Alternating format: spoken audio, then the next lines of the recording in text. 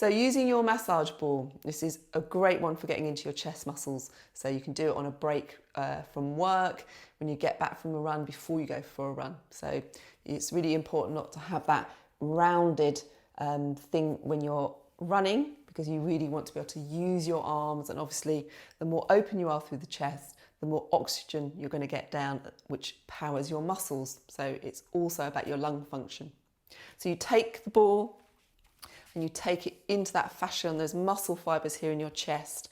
So both hands on, and you're just rotating, rolling that ball in one direction and then the other on both sides. Again, spend about a minute each side doing that to help release through the chest muscles. So this is a great exercise. It's one of my favourites because it feels really nice to do, to open through your thoracic, so your rib cage here, stretch through your shoulders, your lats, and also your chest muscles all in one go. So take your foam roller and you're going to come down. So you place the roller.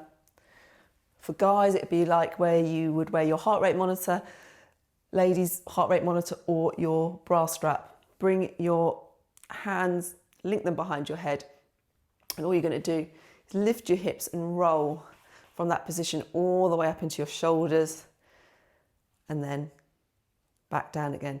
So you're just rolling slowly through to release that off.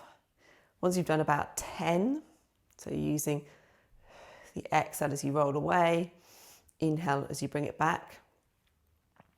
You can just settle back where that heart rate monitor is, and then just drop your head. Put your hips on the floor, drop your head, and allow your elbows to fall open. So you're getting that really nice deep stretch through your chest muscles either side. So that's a great one to do, particularly after a run, or if you've been on the turbo, or before you go on a run or a turbo, and as a work break to help relieve your muscles and thoracic after sitting down at your desks for such a long time. So a great one for your shoulders. You can also do this on a wall. So say you've just finished a long run, you can hang your hands off a wall, similar to what I'm going to show you with this foam roller. So you're putting the heels of your hands, by which I mean this bit here, on this foam roller. Keep your hips down on your heels, dropping your head, rolling forward until you can't go any further. Then just drop your head, and you're getting a great shoulder mobilization and stretch, and also right the way down through the spine. So if you imagine that this was a wall and you're outside, you could also do this on the wall with your feet underneath your hips, and then just hang your head. So your hands need to be shoulder width apart, no wider, no narrower, to get that really nice stretch in. If you are at home using your foam roller, it could be quite nice to kind of roll up through the vertebrae and roll away through that foam roller to also get a bit of spinal mobilization in to this exercise. So coming onto all fours, hands directly underneath your shoulders, keep those knees over your hips and keep that angle here. You can inhale, draw that right arm up, lengthening through that side. Exhale, you're going to thread the needle, as it were, underneath your body.